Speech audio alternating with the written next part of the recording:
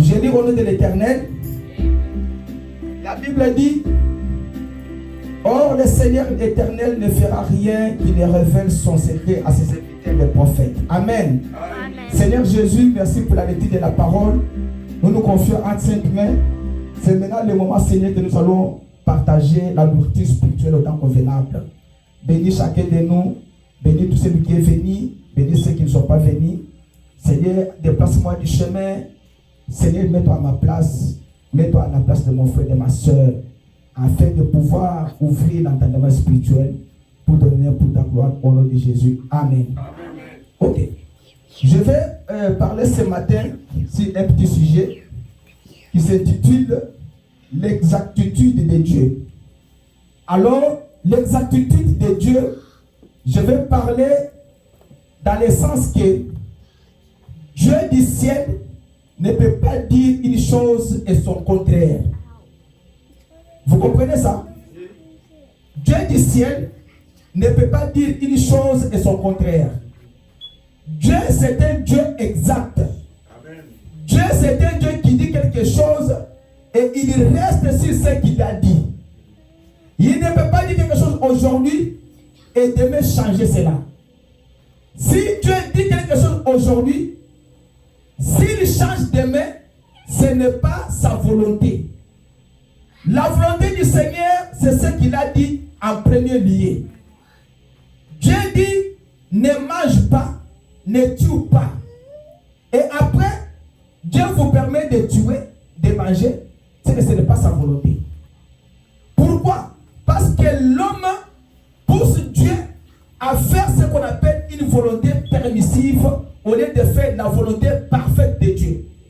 Ce que Dieu dit en premier, c'est ce qu'il a trouvé que ce qui est bon à dire. Parce que Dieu ne peut pas vous dire que l'homme se mariera à sa femme et les deux deviendront cette chair. Et Dieu vient après vous dire que non, l'homme doit se marier avec l'homme. Non, ça ce n'est pas Dieu. Je veux dire quoi? Je veux dire que toute la Bible entière, Dieu a toujours dit toutes choses qui se sont accomplies parfaitement. Il n'y a aucune promesse de la Bible que Dieu a déjà promis quelque chose et il n'a pas réalisé cela. Si vous prenez Genèse 26, 4, Dieu dit à Abraham que je multiplierai ta semence comme les étoiles des cieux. Est-ce que la parole que Dieu avait dit à Abraham s'est accomplie, oui ou non? C'est oui. Parce qu'aujourd'hui, nous sommes les enfants d'Abraham, la semence d'Abraham. Parce que Dieu avait dit à Abraham, regardez au ciel, si tu peux compter les étoiles qui sont au ciel. Abraham a dit que non, je ne peux pas compter. De la manière dont tu ne peux pas compter, c'est comme ça que ça sera ta descendance. Et cette parole s'est accomplie parfaitement. Pourquoi? Parce que Dieu, c'est l'exactitude. Dieu, c'est le 100%, Dieu n'est pas 99%. Dieu, quand il dit quelque chose, il reste toujours sur la parole qu'il a prononcée. Il ne peut pas aller ni à gauche ni à droite. C'est à l'homme d'accepter ce que Dieu a dit et d'aller de l'avant. Si vous prenez la Bible, dans Ésaïe, Dieu a envoyé Ésaïe auprès d'Ézéchias. Il lui a dit, comme tu n'as pas marché selon la voie de David, mon serviteur, aujourd'hui tu vas faire quoi? Mourir. Et il a envoyé Ésaïe avec un ainsi dit le Seigneur que tu mourras. Quand Ésaïe est sorti, Ézéchias est allé prier le Seigneur pour que Dieu lui pardonne. Comme Dieu avait déjà prononcé la parole que tu mourras, effectivement il fallait que Ézéchias meure. Mais Dieu envoie encore Ésaïe d'aller dire à Ézéchias que non, je t'ai pardonné, j'ai écouté ta prière. Pourquoi Dieu a fait ça? Il a changé ça. Dieu a changé cela parce que ce n'est pas la volonté de Dieu qu'Ézéchias puisse vivre. Dieu avait déjà vu que c'était un homme déjà perdu, alors il faut qu'il meure. Mais comme Ézéchias dans sa prière, il a rappelé Dieu toutes les bonnes choses qu'il avait faites, c'est ce qu'il avait fait, alors Et il a envoyé encore Esaïe de lui dire que non, tu ne vas pas mourir, je vais t'ajouter 15 ans. Mais les 15 ans qu'on avait ajoutés à Ézéchias, Ézéchias a fait de mauvaises choses plus que même les années qu'il était au pouvoir. C'est pourquoi William Branham nous explique que c'est à ce point-là que vous voyez que la volonté de Dieu n'est pas la volonté des hommes. L'homme a sa volonté. L'homme veut vivre longtemps. Mais l'homme ne veut pas vivre sous la loi de Dieu. L'homme veut vivre longtemps, mais en se débarrassant de la parole du Seigneur. Mais quand vous vous écartez de la parole du Seigneur, vous ne vivrez pas longtemps.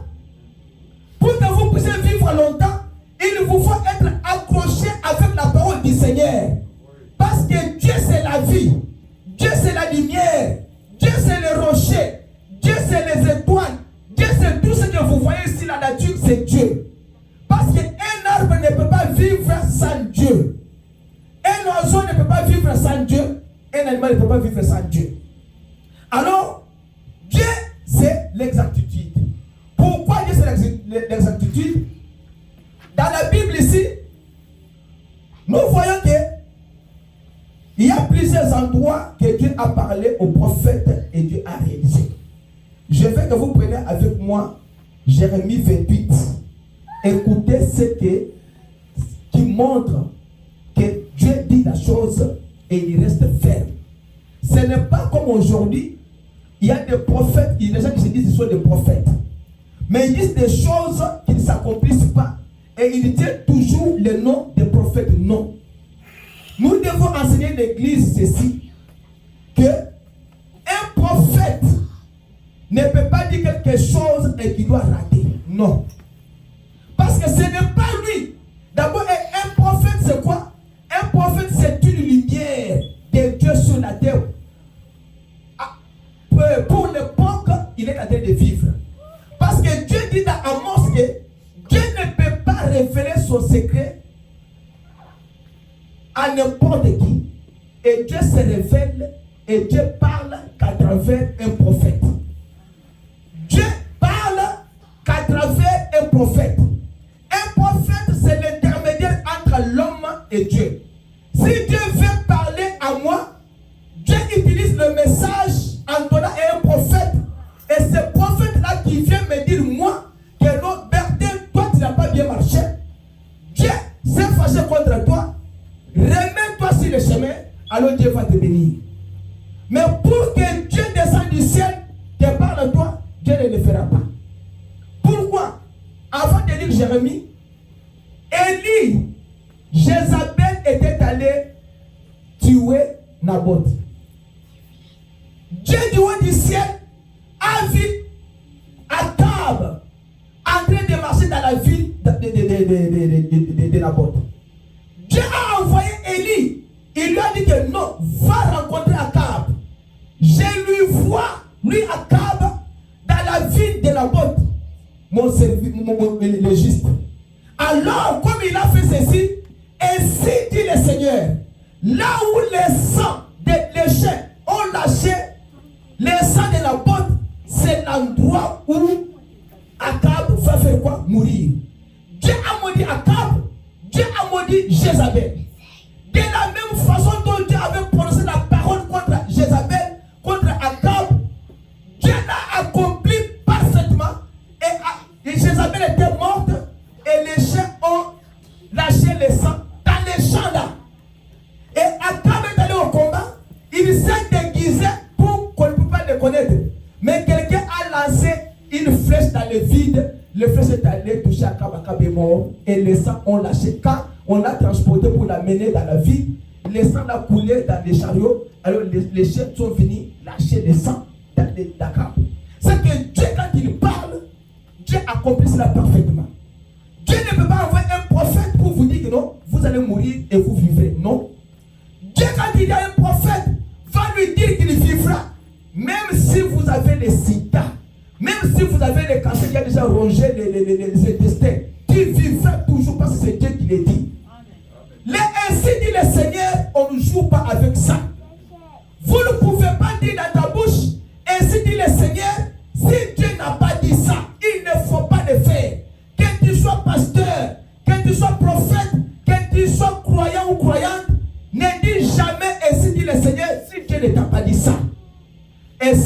dit, cela veut dire que c'est toi qui seras maudit par Dieu. Parce que, en matière biblique, si quelqu'un donne un message qui est un faux message, il faut prendre quelqu'un prier pour lui chasser le mauvais esprit. C'est en matière de la Bible, c'est comme ça fait. Mais écoutez comment Dieu est un Dieu d'exactitude. Il a dit des choses dans la Bible qui se sont accomplies parfaitement. Jérémie 28:4 dit quoi? Il y avait un problème en Israël qu'on avait transporté les enfants d'Israël à Babylone. Et Dieu avait dit qu'ils seront là-bas pour servir les rois là à cause de leur incrédulité à ma parole. Alors, Jérémie a prononcé la parole. Il y a aussi des faux prophètes qui ont venu aussi, qui ont prophétisé au nom de Dieu. Que non, Dieu a dit, Papa Richard, il faut vous réveiller. Alors, Jérémie a dit que ce n'est pas ça. Dieu n'a pas dit ce que vous dites là. Maintenant, il y avait maintenant l'affrontement. Qui est le vrai prophète? C'est Jérémie ou bien c'est les autres prophètes ananiens.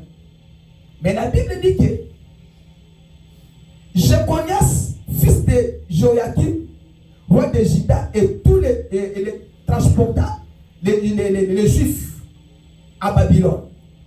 Et il les ramena dans les lieux, dit l'Éternel, car je briserai les joues du roi de Babylone. 5. Et Jérémie le prophète parla à Anania, le prophète aux yeux des sacrificateurs et aux yeux de tous les peuples qui se tenaient dans la maison de l'Éternel. Qu'est-ce que Jérémie dit? Jérémie dit à ces prophètes-là, et Jérémie le prophète dit, Amen, qu'ainsi fasse l'Éternel, que l'Éternel confirme tes paroles, toi Anania, que tu as prophétisé pour faire revenir de Babylone enseigner les ustensiles de la maison de l'Éternel et tous les captifs. Toutefois, écoutez, je te prie cette parole que je prononce à tes oreilles et aux oreilles de tous les peuples. Les prophètes qui ont été avant moi et avant toi, d'ancienneté, ont aussi prophétisé touchant plusieurs pays et des grands royaumes, guerre et le malheur et la peste. Ils ont prophétisé contre ça.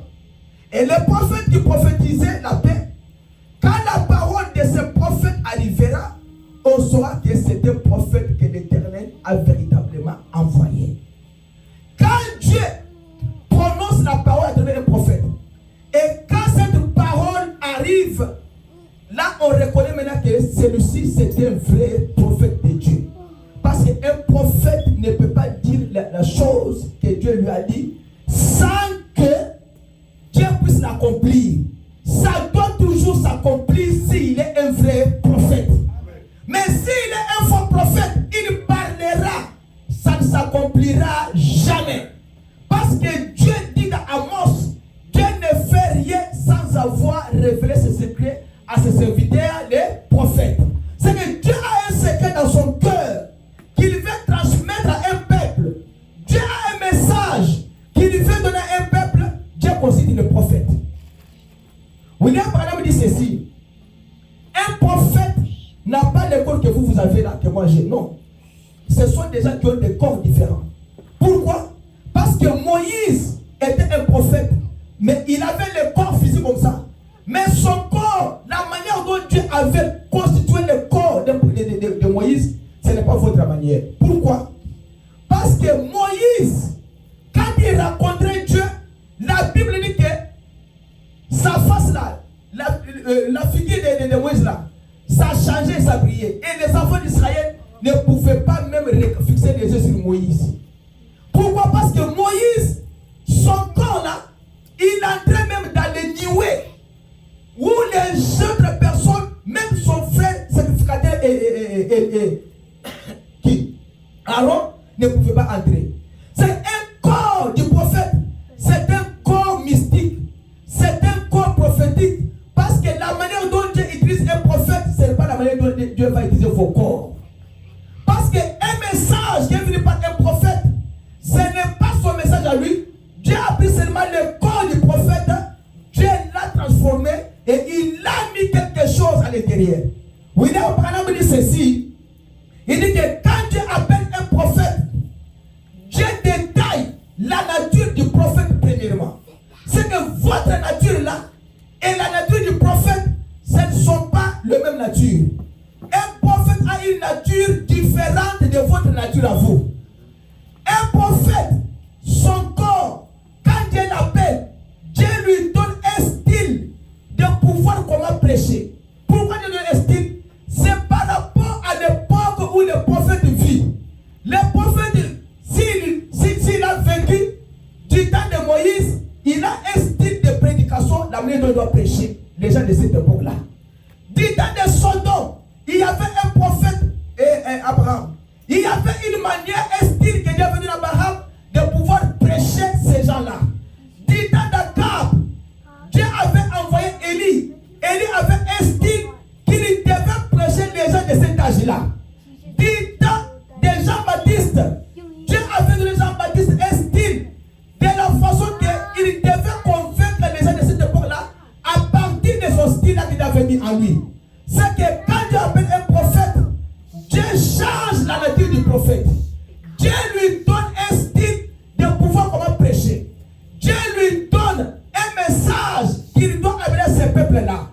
Comme Jonas avait un message que Dieu lui avait donné pour le peuple de Ninive. Le message de Jonas, c'était seulement pour se repentir et revenir dans la voie de Dieu, et Dieu va pardonner ce pays-là. Le message de Jean-Baptiste, c'était un message qui devait ramener le cœur des pères à leurs enfants. C'est que vous devez abandonner les histoires que vous faisiez longtemps et vous accrocher à l'évangile du temps des gens. C'était l'évangile du Seigneur Jésus-Christ. Les pharisiens attendaient un Messie qui devait venir selon leur propre conception. Mais Dieu avait déjà dit dans Daniel 9 que le Messie là, quand il viendra, il y aura des signes. Il avait dit dans Ésaïe 9 que quand il viendra, il y aura un signe, une vierge concevra. Mais quand ils ont vu une vierge concevoir, ils ont douté. Pourquoi? Parce qu'ils voulaient avoir leur propre manière que le Messie devait venir. Non. Dieu, quand il envoie un prophète, il change d'abord la nature du prophète. C'est que Dieu ne peut pas changer en vous. Un prophète, son corps est constitué pour voir des visions. Ce n'est pas toi que Dieu a donné des visions. Si toi tu dis aujourd'hui que non, je vois, Dieu m'a dit, c'est que Dieu a vu dans la vision que Dieu t'a dit exactement. Jésus-Christ lui-même, il ne faisait rien sans pour autant voir d'abord la chose venant de Dieu. C'est ce que lui, Jésus dit dans la Bible. Quand il s'est mis devant la tombe de Lazare, avant que Lazare ressuscite, il avait déjà une vision que Lazare va ressusciter. Et s'il n'avait pas une vision, il n'allait pas venir pour défier le monde qui était là-bas. C'est qu'un prophète, son corps est constitué pour voir des visions. Ce n'est pas toi et moi qu'on peut voir des visions. C'est pour vous dire, un prophète a une nature différente. Un prophète, Dieu l'a envoyé pour avoir des visions. Le style et le message que Dieu lui donne pour ses peuples. Et si vous acceptez ces choses que le prophète vous amène, vous serez sauvés. Et si vous n'acceptez pas, vous ne serez pas sauvés. Pourquoi? Parce que Dieu voit que vous vivez mal. Il veut vous aider et vous refusez. Il veut vous guérir, vous refusez. Il veut vous ressusciter, vous refusez. Alors Dieu va faire quoi? Il va vous laisser et le jugement va s'abattre sur vous. Alors il a dit ceci, que quand il y avait une discussion comme ça avec Jérémie, Jérémie leur a dit que non, Dieu avait dit que ce peuple serait prisonnier à Babylone. Et notre prophète là a commencé à dire quoi? À contrer Jérémie. Mais Jérémie lui a dit, Ananias, écoute ce que je vais te dire. Les prophètes qui ont apparu avant toi et avant moi ont prédit ces choses contre des camps, des royaumes, des empires et des guerres, des pestes. Mais on reconnaît un vrai prophète. Qu'il est un prophète, c'est pas quand ce qu'il dit dans sa bouche s'accomplit, on reconnaît maintenant qu'il est un vrai prophète. Mais ce que toi tu as dit, ce n'est pas la parole du Seigneur. Et Dieu a dit à Jérémie que dis-lui qu'il va mourir au 7e mois de cette année. Et cette année-là, au 7e mois, Anania était mort. C'est que Dieu avait accompli sa parole parce que Dieu, c'est l'exactitude. C'est pourquoi je vais vous montrer ce matin qu'il y a plusieurs endroits dans la Bible que Dieu a toujours dit les choses sont arrivées exactement. Dieu a dit dans Ésaïe qu'une vierge conçoit. On a vu Marie venir être grosse, enceinte, par la puissance du Saint-Esprit. Et Marie a mis au monde un enfant qu'on appelait Jésus. Jésus est venu sur la terre. Jésus commença le ministère. Il a trouvé qu'il y avait des gens que lui-même Jésus regardait comme ça. Il les voit. Il voit son père, il voit sa mère, il voit toute sa vie. Pourquoi? Parce que Jésus est Dieu. Dieu voit partout. Dieu voit dans ton cœur. Dieu voit la manière dont tu es en train de réagir dans ton cœur. Dieu voit la façon dont tu es en train de penser. Et Jésus, dans la Bible ici, il a rencontré un homme qu'on appelait Pierre. Alors, Pierre, Jésus le rencontre pour la première fois. Il lui dit que ton nom c'est Pierre. Ah, mon nom c'est Pierre. Hein? Toi, tu m'as connu comment? Il dit que non, toi tu es le fils de Simon. Est-ce que Jésus avait tapé à côté? Non. C'est Jésus et Dieu. Jésus, c'est l'exactitude. Ce qu'a petit dame. A été pionnier dans son bêta. Tu vois, il a dit que tu es Pierre, fils de, tu es Simon, fils de, c'est quelque chose comme ça. Et il a dit que si cette pierre, sur toi là, je bâtirai mon église. Et il lui a changé même le nom. Jésus n'avait pas tapé à côté. Mais Jésus là est venu aussi. Je vais vous lire d'abord Deutéronome pour fixer ceci afin d'entrer dans la matière de Jésus. Prenons Deutéronome 13. Hein? La Bible dit que dans Deutéronome 13, s'il s'élève au milieu de toi un prophète ou un songeur de songes, et qu'il te donne un signe ou un miracle, et que le signe arrive ou le miracle dont tu avais parlé lorsqu'il disait, allons après d'autres dieux que tu n'as point connus et revenons-les. Tu n'écouteras pas les paroles de ces prophètes, ni ces songeurs de songes, car l'Éternel votre Dieu vous éprouve pour savoir si vous aimez l'Éternel votre Dieu de tout votre cœur et de toute votre âme. Vous marcherez après l'Éternel votre Dieu et vous le craindrez et vous garderez ses commandements et vous écouterez sa voix, vous le servirez et vous vous attacherez à lui. Dieu vous dit que si vous envoie un véritable prophète, vous devez l'écouter, craindre Dieu, accepter sa parole et attachez-vous à ce prophète-là. C'est ce que Dieu vous dit dans la Bible, dans Deutéronome 13, 1. Et il dit que, et ce prophète ou ce songeur de songes, il dit que vous marchez après lui.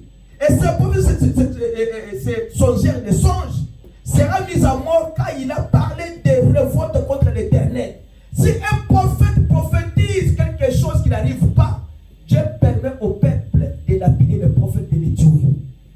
Vous comprenez ça? Tu viens dans ma maison, tu me dis que non, j'ai un ministère ou bien je suis prophète. Ok. Tu me dis quelque chose qui n'arrive pas, la Bible me donne la permission de pouvoir vous lapider et vous tuer. Deutéronome 18, 7 dit quoi? Il dit que l'Éternel me dit, ils ont bien dit ce qu'ils ont dit. Je les résisterai un prophète comme toi. Maintenant, Dieu parle à Moïse pour Jésus. Et du milieu de leurs frères, et je mettrai mes paroles dans sa bouche, et il leur dira tout ce que je lui commanderai. Et s'il arrive que l'homme qui n'écoutera pas mes paroles, qu'il dira à mon nom, moi je lui demanderai, moi je lui redemanderai. Seulement les prophètes qui prétendent dire à mon nom une parole que je ne lui aurais pas commandé de dire, ou qui parlera au nom d'autres dieux, ce prophète-là mourra. Il dit que si un prophète dit quelque chose qui n'arrive pas, un mensonge, il prétend dire des choses que moi je ne lui ai pas dit, ce prophète-là va mourir. Mais Dieu avait dit à Moïse que je vous citerai un prophète. Je l'ai resté un prophète comme toi, tu viens de son père. Mais nous avons vu que Jésus est venu. Quand Jésus est venu sur la terre, Jésus a accompli la parole de l'Éternel que Dieu avait dit à Moïse. Et Jésus a rencontré un homme qu'on appelle Nathanaël. Jean 1, 16. Jean chapitre 1, verset 46. Il dit que Philippe trouva Nathanaël et lui dit, nous avons trouvé celui duquel Moïse a écrit dans la loi et duquel les prophètes ont écrit. Jésus, le fils de Joseph qui est de Nazareth. Et Nathanaël lui dit, peut-il venir quelque chose de bon de Nazareth? Philippe lui dit, viens et vois. Jésus fait Nathanaël venir vers lui et il dit, voici un vrai israélite qui n'a pas de fraude. Nathanaël lui dit, d'où me connais-tu, Jésus? D'où me connais-tu? Jésus lui répondit et lui dit, avant que Philippe tu appelais, quand tu étais sous le figuier, je te voyais. C'est que Dieu du ciel peut voir même à 1 million de kilomètres. Un prophète peut voir dans des milliers de kilomètres que vous ne pouvez pas voir. Vous voyez? Il peut voir dans votre cœur. Il peut voir ce que tu as fait dans les ténèbres. Il peut voir ce que tu as frôlé quelque part. Un chrétien que la Bible interdit de pouvoir ne pas fumer, ne pas se prostituer, ne pas prendre des bières, mais tu prends ces choses dans les ténèbres. Dieu est capable de voir et de détecter cette histoire. C'est là. C'est pourquoi Dieu dans la Bible, il peut dire quelque chose et la chose là peut arriver ou cette chose là peut être une volonté permissive. Ça veut dire que dans la Bible ici, quand Balaam, dans Nombre 22, 31, était allé à la rencontre des enfants d'Israël, Balaam avait pour roi Balak et Moïse avait pour roi Dieu. Et Dieu avait dit à Abraham que celui qui te bénira sera béni, celui qui te maudira sera maudit. Maintenant, les enfants d'Israël arrivaient maintenant au désert. Ils ont trouvé que Balak était là avec un autre prophète appelé Balaam. Dieu avait dit à Balaam, ne maudissez pas ce peuple ici. C'est un peuple béni de l'Éternel. Mais Balaam, comme il était un prophète envié d'argent, il voulait avoir beaucoup de biens. Il est allé pour maudire. Dieu lui dit, ne maudissez pas. C'est un peuple béni. C'est que la première chose que Dieu avait interdit à Balaam de ne pas maudire, c'était la volonté parfaite de Dieu. Mais Balaam a fait quoi? Balaam est allé encore pour chercher la force de l'Éternel pour pouvoir seulement maudire ce peuple afin de recueillir les biens. Mais Dieu lui avait déjà dit que c'est un peuple béni, il ne faut pas le maudire. Quand il a insisté, Dieu lui a dit non, va maintenant maudire le peuple d'Israël. C'était maintenant une volonté permissive et non la volonté parfaite de Dieu. Quand il est allé, au lieu de maudire, il a fait quoi? Il a béni. C'est pourquoi les sorciers de vos familles là, ils peuvent venir dans le pour vous ensorceler, mais ils veulent tout la bénédiction pleine sur toi. Moi, quand j'étais jeune, j'étais en premier graduat. Ma mère m'a amené devant un prophète, le prophète de les églises. J'ai dit, ok, on parle. Nous sommes allés avec, mais j'ai trouvé le prophète là, était dans la maison comme ça, à côté de l'église. Et maman a dit à ce prophète là, que j'ai amené mon fils ici pour que tu puisses prier pour lui, voir en lui comment c'est ses affaires. Le prophète là me regarda. Il dit à ma mère que, maman, toi tu as amené cet enfant ici. Il a dit oui, elle a dit oui, j'ai amené cet enfant. Non, moi je ne peux pas imposer cet enfant la main. Maman dit pourquoi? Et non, je ne peux pas ni prier pour cet enfant, ni l'imposer la main. Maman a dit quoi? Moi j'étais calme, regardez le prophète. Et le prophète l'a dit à ma mère, c'est un enfant déjà béni, il a plein de bénédictions, je ne vois pas là où je peux mettre ma main. Voilà la volonté parfaite de Dieu. Quand Dieu a déjà béni votre vie, même les sorciers de votre famille ne peuvent pas éteindre cette lumière-là. Vous devez être sûr que votre étoile, personne ne peut éteindre votre étoile de votre vie. Amen. Même si les sorciers du monde entier se réunissent, ils ne peuvent pas. Parce que Dieu a dit à Abraham, celui qui te bénira, il sera béni. Toi, tu as béni la parole du Seigneur, Dieu va te bénir. Amen. Personne ne te maudira. Frère, si vous croyez que les sorciers peuvent vous manger, moi je vois que les sorciers ne peuvent pas me manger moi. Amen. Parce que mon corps à moi, vous savez que moi j'ai fait l'accident, vous connaissez ça non? Tout le cadre en 3, j'étais à l'intérieur dans Koufati. Tout le monde me regarde au travail et me dit que jusqu'au jour d'aujourd'hui, il me dit que non, tu es un super homme. Pourquoi? Parce que quand vous avez Dieu, vous avez Dieu. Comment vous avez Dieu? Vous donnez l'accès aux sorciers de votre famille pour Bakonzayo, Bakonzayo Ndingini. Vous avez moi ensemble. Il y a des gens qui ont la casa Bololo, au collier en côté. Vous savez, quand vous attaquez les sorciers en face, il faut vous craindre. Mais quand vous vous retirez, lui va avoir la force de pouvoir vous attaquer. Dieu n'est pas allé loin avec Balaam. Il lui a dit, ne maudissez pas. Comme Balaam n'a pas compris, il voulait avoir de l'argent. Il a maudit, mais il a béni. Les gens de votre famille là, dis-leur que aussi longtemps que vous vous réunissez pour me détruire, c'est Dieu qui va vous détruire vous. Hein? Dites-leur comme ça. Vous détruisez mes enfants. J'ai mes enfants qui ne se retrouvent pas. Mais je dois être seulement dans la chambre là-bas. J'ai pris Dieu et en sortant, tous mes enfants sont délivrés. Parce que chaque papa a le pouvoir de dire la parole sur l'enfant et l'enfant sera béni. C'est parce que nous les parents, nous ne donnons pas nos enfants l'occasion d'être bénis. Vous devez prononcer des paroles de bénédiction sur tous les enfants que vous avez. Que ce soit les filles, les garçons, prononce les paroles de bénédiction. Les sorciers de votre famille là, il faut vous craindre. Mais nous laissons Satan faire quoi? Déambuler, faire tout.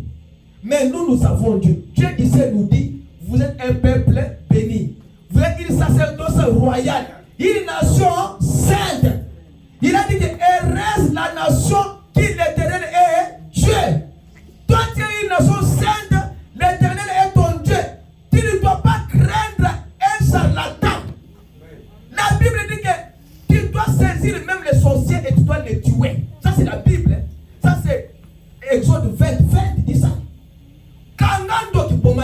Ça c'est Dieu qui a ordonné. Quand vous trouverez une sorcière au milieu de vous, une magicienne, vous devez faire quoi? La tuer. Et vous craignez quoi? Si moi je tue une sorcière de ma famille, une sorcière, c'est que j'ai fait la parole du Seigneur. Vous êtes un peuple béni.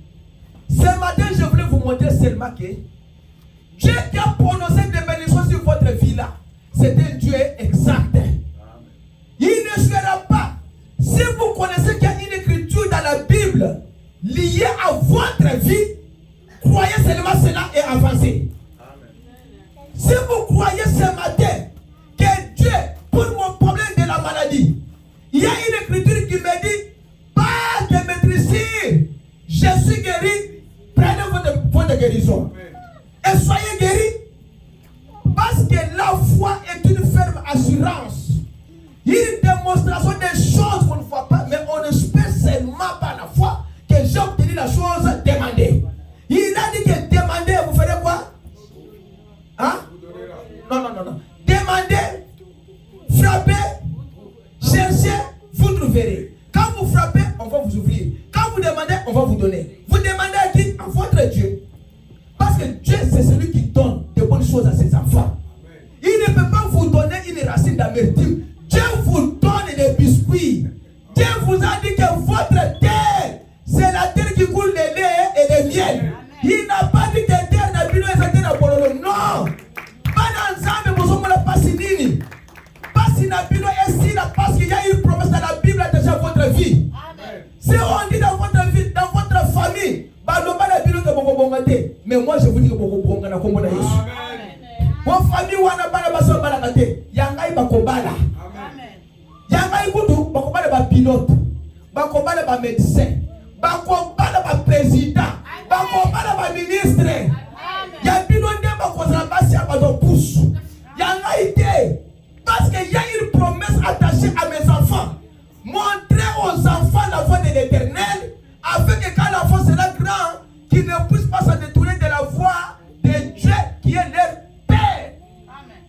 Maintenant, moi, j'ai une promesse comme ça dans la Bible qui me dit cela. Je prends, j'attache à mes enfants. Si vos enfants seront les pousse-poussés, moi, mes enfants seront les ministres. Mes enfants seront des grands prédicateurs. Mes enfants seront les présidents de la République. Je peux avoir un seul garçon, mais il peut défier le monde entier. Si vous avez des enfants, vous ne les bénissez pas. Moi, je bénis mes enfants. Je vous donne déjà ce qu'on appelle alerte. Moi, je bénis mes enfants chaque matin avant d'aller à l'école.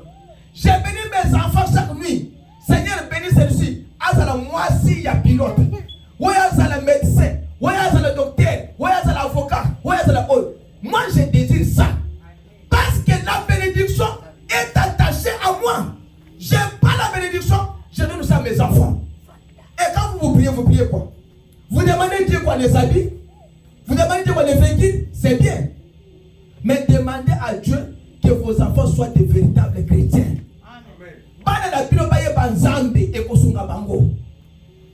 Vous savez, je vais vous dire quelque chose. La cité qui a beaucoup plus de sida à Dallas, c'est Irving. Si vous ne le savez pas. Quand moi je suis dans ce pays, il y avait une église ici, qu'on priait ici. Et une maman nous a dit, ce qu'on a dit, il y a Amérique, Amérique, au tombe là. Au moins, nous a bien, tout. On peut mettre erreur. Amérique, si l'Amérique a quoi ici, vous serez un homme où on n'a pas si mille collègues.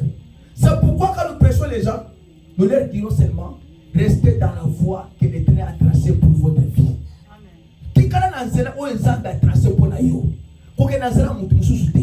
Parce que quand vous partez dans le chemin d'autres, Dieu ne vous bénira pas. Dieu vous bénit quand vous restez dans votre ligne que Dieu a tracée pour votre bénédiction. Dieu dit que toi tu seras ministre ou tu seras avocat. Toi tu vas faire la médecine. Tu ne réussiras pas. Et vous savez qu'en vous il y a un don que vous avez médecin. Politique. Aujourd'hui à Kinshasa là-bas, tout le monde veut être député. Pourquoi? Parce qu'on paye beaucoup d'argent. Est-ce que quand ils vont être députés là, quelqu'un qui a fait même 6e primaire, le bâtard français, il a postulé pour être député. Moi, je vais vous dire ceci. Dieu du ciel, quand il vous donne une bénédiction, il ne change pas. Allez avec ça à la maison. Dieu m'a béni et cela ne changera pas. Amen. Dieu m'a béni et cela ne changera pas. Répétez. Dieu m'a béni et cela ne changera pas. Dieu m'a béni et cela ne changera pas. Quand il a dit dans la Bible, Malachie 3:7, je suis Dieu qui ne change pas. Il est Dieu. Il a dit, je t'ai béni et poindre. Il est Dieu exact. Dans ce qu'il fait, il n'a jamais commis l'erreur. Dieu n'a jamais échoué. Dieu n'a jamais commis l'erreur. Dieu ne s'est jamais trompé. Dieu ne recule pas. Dieu n'avance pas. Dieu est stable. Il est celui qui stabilise votre vie. Il est celui qui vous donne au-delà de ce que vous demandez. Amen. Vous demandez 1, il vous donne 2. Amen. Vous demandez 3, il vous donne 4. Ça, c'est Dieu. Pour terminer, je vais vous encourager. Dieu dit qu'il est la lumière qui éclaire tout homme. Si vous êtes les enfants de Dieu, cette lumière va vous éclairer ce matin. Amen. Pourquoi? Parce que le message que nous avons, c'est une lumière. Quand Dieu donne un message à un prophète, Dieu donne la lumière. Pourquoi? Le message, c'est une lumière. Parce que la Bible dit qu'au commencement était quoi? La parole. Et la parole était? Et la parole était? Et au-dessus des eaux, il y avait quoi? La lumière. La lumière là est venue dans la lumière là est venue dans Matthieu 4. Il a dit que moi je suis la lumière. Parce que Jésus c'est la lumière. Jésus c'est le message. Jésus c'est la vie. Jésus c'est le chemin. Jésus c'est la vérité. La lumière là qui était au-dessus des eaux au commencement là. Cette lumière là est venue. Écoutez Matthieu 4 ce qu'il dit. Zabulon. Il dit quoi? Il dit excusez-moi. Papa Richard, prenez Matthieu 4.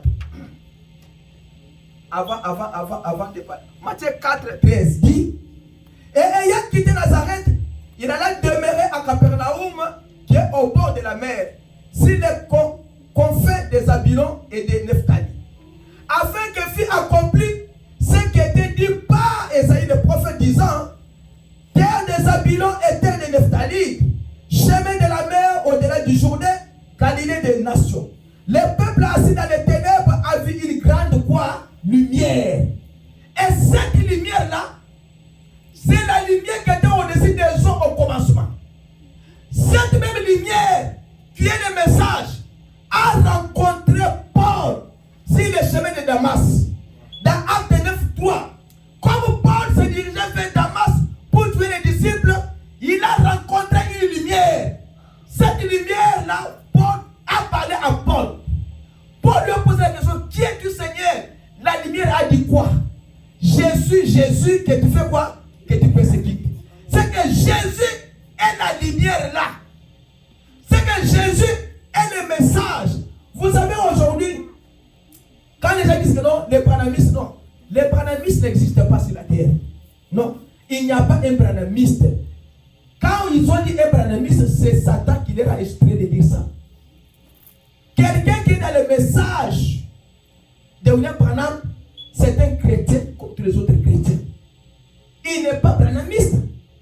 Il y a des gens qui ont reçu le Saint-Esprit dans le message, mais qui ne prient pas dans le message. Ok, le message c'est quoi?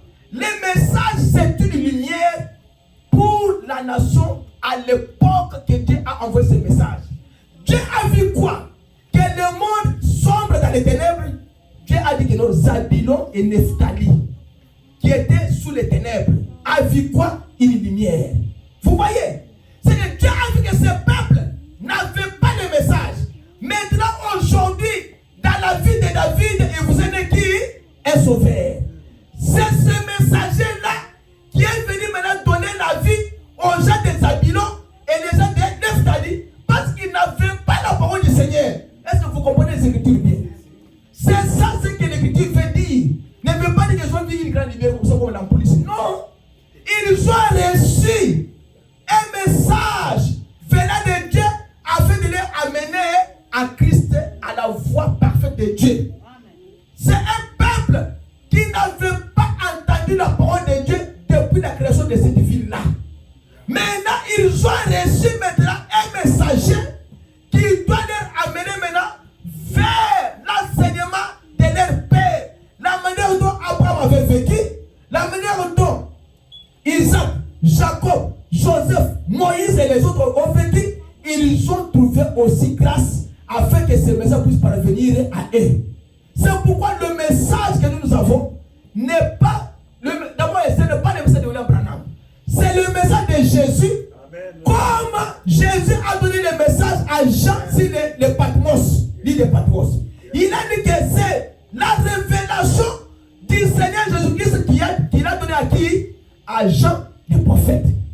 Ce n'est pas Jean qui est l'auteur du livre. Il a seulement écrit ce que Jésus lui disait qu'il écrit. C'est ce que les gens ne comprennent pas. Parce qu'un prophète, vous ne le comprenez pas. Vous ne voyez pas été, vous comprenez été.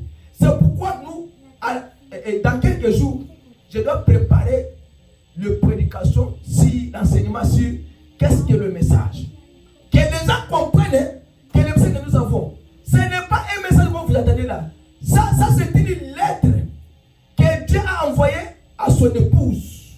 Que voici, il est minuit, vous devez vous préparer parce que l'époux est en chemin, est à la porte. Quand il va frapper, celui qui ouvre, il va faire quoi? Il va entrer. Celui qui n'ouvrira pas, il n'entrera pas.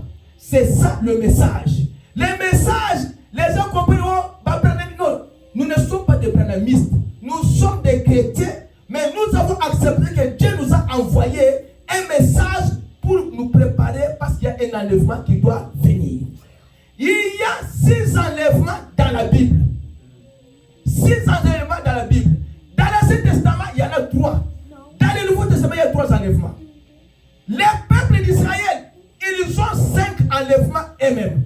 Nous, les gens des nations, nous avons un seul enlèvement qui nous attend. Ce qu'on a ratango, parce qu'il y a 5e enlèvement. Ce qu'on a ratango, on a aussi 6e enlèvement juif. C'est ce que je dois vous dire. Il y a 6 enlèvements dans la Bible. 5 pour les juifs, un seul enlèvement pour nous. Le premier enlèvement s'est fait avec qui? Avec Enoch. Deuxième enlèvement avec Élie. Troisième enlèvement avec les 5. Quand Jésus est mort, il est revenu à la vie. Les 5 qui étaient morts dans l'Ancien Testament, ils sont ressuscités et ils sont montés avec Jésus. Troisième enlèvement. Jésus lui-même est monté. Combien? 4. 5e enlèvement des Thessaloniciens, c'est que nous nous attendons. 5e enlèvement. Ce qui est 6e enlèvement, et ça dit, il y en a ni Apocalypse 13. Élie et Moïse qui viendront comme les 2 oliviers. Oh, Yobakoboma, na Israël. Ça, c'est la guerre d'Armageddon. C'est après. Bisous, tu vas déjà l'eau là. Maintenant, toi, dis-moi si tu ne te prépares pas. Tu attends maintenant que non, aucun enlèvement. Tu vas te transformer en un juif pour aller là-bas. Parce que le 6e enlèvement, c'est pour les juifs. C'est pas pour vous. Préparez-vous. Car les temps sont mauvais.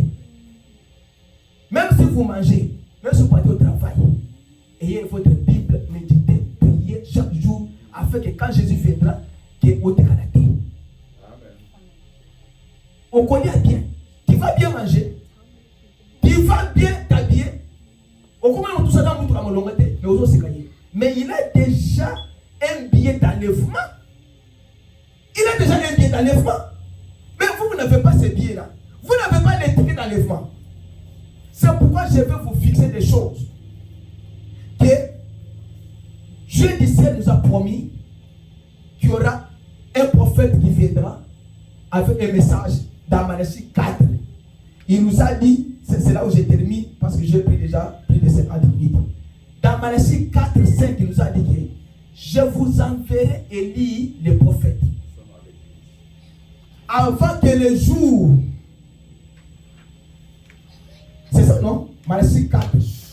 Il vous dit que voici, je vous envoie Élie le prophète avant que vienne le grand et terrible jour de l'Éternel. Quel est le grand et terrible jour de l'Éternel? Vous devez savoir ce jour-là, c'est quel jour? Jésus dit ceci. Dans Zacharie 14, 7, dit que ce jour grand et redoutable là, jour où on attend que vous là, et vous avez ni moi, ni pop. C'est que tu n'es ni nuit, ni jour. Un jour grand et quoi? Et redoutable. Vous voyez maintenant? C'est pourquoi il vous dit qu'il viendra comme un voleur. Toi, prépare-toi. Dieu sait l'exactitude. Il a promis qu'il viendra comme un voleur. Il viendra comme un voleur. Yo, bon gamin. Son distraction est à lui. Il dit un jour grand et redoutable. Quel est le jour du Seigneur? Le jour du Seigneur, c'est quel jour? Zacharie 14, 6 dit qu'il arrivera à ce jour-là qu'il n'y aura pas de lumière. C'est qu'il n'y aura pas de message sur la terre. Mais vers le soir, quand on dit vers le soir, quand on dit vers le soir, ils ont dit que le soir, il y a beaucoup de continuer. Non. Vers la fin de toutes choses, c'est ça qu'on appelle le soir. Parce que vous devez comprendre le langage biblique. Il vous dit que vers le soir, la lumière apparaîtra.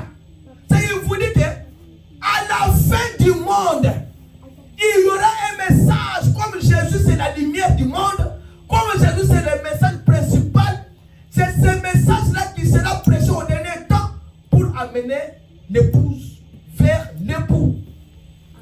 Il vous dit que vers le soir, la lumière paraîtra. Alors, cette lumière Jésus-Christ. Cette lumière qui appartient au temps de la fin, c'est le Seigneur Jésus. C'est pourquoi moi, quand je prêche les gens, je vais vous montrer Jésus, que c'est lui le thème principal de notre prédication. Parce que si nous ne vous disons pas que Jésus est le thème principal, nous vous prêcherons un homme. Nous allons nous prêcher nous-mêmes. Moi, je suis ceci. Quand moi je dis des choses ne ratent pas. Non, non, non. Moi, je ne suis pas comme ça. Bon, et le mot est dans le Ekosalama. Yozanani. Ekosalama pété. Quand tu m'as dit que tu as une élection, tu as une pété. Et vous m'avez polémique dans la TV. Pourquoi? Parce que vous ne prenez pas Dieu et vous ne le mettez pas en première position. Vous mettez vous en première position. Pas moi d'ailleurs. Que yo ndio za prophète ya Congo. Pas que yo ndio za prophète ya moi et ça le kuta. Dieu c'est l'exactitude. Quand il parle, il accomplit ce qu'il dit. Dieu ne peut pas échouer. Dieu ne peut pas tromper. Dieu ne peut pas s'affaiblir. Dieu ne peut pas se fatiguer. Dieu, il reste Dieu. Quand il parle et il reste ferme sur sa parole. Toi, fais ce que Dieu dit et tu resteras dans ta vie. Il a dit à Josué, si tu restes sur la voie de Moïse, mon serviteur que j'ai prescrit au rêve, toi tu n'apprendras pas. Toi tu ne seras pas la tête, tu seras la tête. Yo Kobonga. Mais Dieu n'a pas dit à Josué. C'est ton écriture à toi. Et pourquoi tu ne fais pas les faire? William Branham, il a posé une prédication. Il a dit à l'assemblée ceci. Cette prédication-là, il a intitulé là. Arrivera-t-il à Dieu de changer sa vie à propos de sa parole? Est-ce que Nzamba peut changer à vie naïe pour les lobanaïe? William Branham dit que non. Dieu ne peut pas changer sa vie. À vie naïe pour les lobanaïe. À quoi changer à mon vie? Nzamba a côté qu'à Nzambe. Frère, ma soeur, Dieu ne change pas. Prenez-moi la situation. Il ne change pas. Pourquoi on l'appelle Dieu immuable? Parce qu'il tient sa parole. Quand il parle, il reste ferme. Vous savez que dans la volonté de Dieu, vous savez que vous pouvez demander des choses à Dieu qui est mauvaise et Dieu va vous accorder cela. Vous savez ça, non? Vous pouvez demander que Seigneur, je vais voler ce véhicule. Et ça peut se faire. Voyez vous voler mon droit. Parce que c'est toi qui as demandé de voler. Ce n'est pas sa volonté à lui. Sa volonté à lui, c'est que tu ne peux pas voler. Ce que je veux vous montrer ce matin, c'est que Dieu nous a envoyé un message. Et le message, c'est une lumière pour la nation.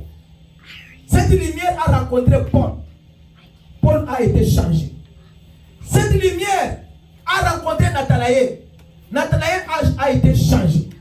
Cette lumière a rencontré Pierre. On lui a changé même le nom. Cette lumière, le Seigneur Jésus, le messager là, il a rencontré Zébédée. Il a rencontré Barthélemy. Il a rencontré Matthieu. Il a rencontré tous ces gens, les Marthe et les Marie. Leurs vies ont été changées. Et pourquoi ta vie ne change pas si tu as rencontré Jésus ce matin?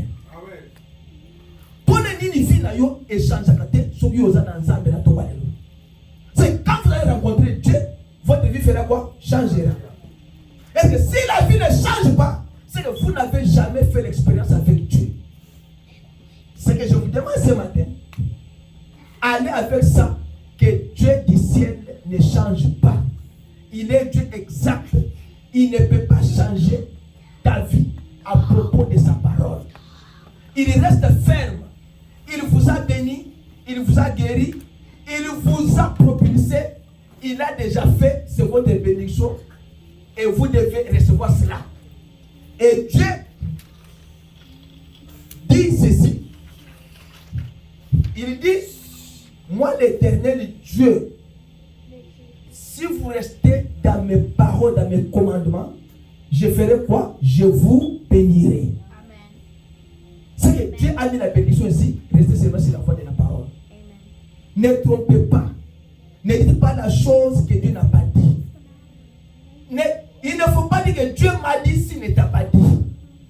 Il ne faut pas dire ainsi dit le Seigneur si Dieu n'a pas dit. Dieu c'est l'exactitude, il est la lumière, il est votre bouclier, il est votre souffle de vie, il est votre force, il est votre vie, il est votre chemin que vous devez suivre. Alors, je vous prie de vous mettre debout, on va prier le Seigneur, après on va terminer. Je veux que vous puissiez vous mettre debout, on va maintenant prier le Seigneur et on va terminer. Écoutez ce que William Branham dit quand vous mettez debout. Il dit dans cette prédication-là, en référatif à Dieu de Seigneur, David a posé sa parole, par exemple dans il dit, répétez-moi Dieu. Il dit, moi Bertin, j'ai renouvelé mon engagement envers Dieu. Pourquoi? Parce que j'étais sorti dans la parole. Vous savez vous-même là où vous avez abandonné Dieu. Chacun de nous sait là où il n'a pas bien fait. Maintenant, pour que vous puissiez mieux faire, vous devez renouveler votre engagement avec qui? Avec Dieu. Il y a des filles, il y a des garçons qui se sont abusés. Il y a des gens qui ont laissé leurs femmes, ils ont frôlé avec les autres femmes. Il y a des femmes qui ont laissé leurs maris pour sortir avec les autres hommes. Il y a des gens qui ont volé. Il y a des gens qui ont tué même. Il y a des gens qui ont marché d'une manière ou d'une autre. Mais Dieu vous donne l'occasion ce matin que si vous voulez renouveler votre engagement avec Dieu, oui ou non. Et vous dites, j'ai renouvelé mon engagement envers toi, Dieu. Purifie-moi de toute injustice. Et il dit de toute injustice. Et purifie-moi de tout doute à l'égard de ta parole. Fais qu'à partir de ce jour que nous vivons, le jour de Pâques, je sois une nouvelle créature, que je porte dans mon cœur ta parole, qu'elle soit une lampe à mes pieds et qui éclairera mon sentier. À partir de maintenant, je te suivrai au nom de Jésus. Je veux que vous puissiez répéter avec moi. Vous dites, je renouvelle mon engagement envers toi.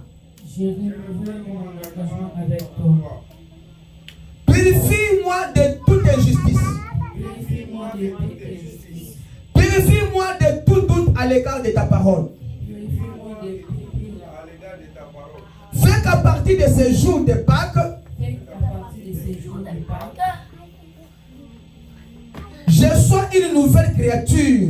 je sois une nouvelle créature. Je porte dans mon cœur Je porte dans mon cœur ta parole. ta parole. Qu'elle soit une lampe à mes pieds, Qu'elle soit une lampe à mon pied, qui éclairera mon chantier. qui éclairera mon sentier. À partir de maintenant, À partir de maintenant, je te suivrai je te suivrai au nom de Jésus. au nom de Jésus. Amen. Amen. Acclamons le Seigneur Jésus-Christ. Ok, nous allons chanter et puis nous allons prier le Seigneur. Je pense que nous sommes en train de faire seulement des prédications pour ça parce que vous savez, nous avons beaucoup de choses à faire ici d'abord. C'est pas comme ça un peu retard. Alors, quand nous allons être bien, on va vraiment voir comment est-ce qu'on peut faire des enseignements. Que le Seigneur vous bénisse richement. Ok, nous allons chanter et puis nous allons prier le Seigneur.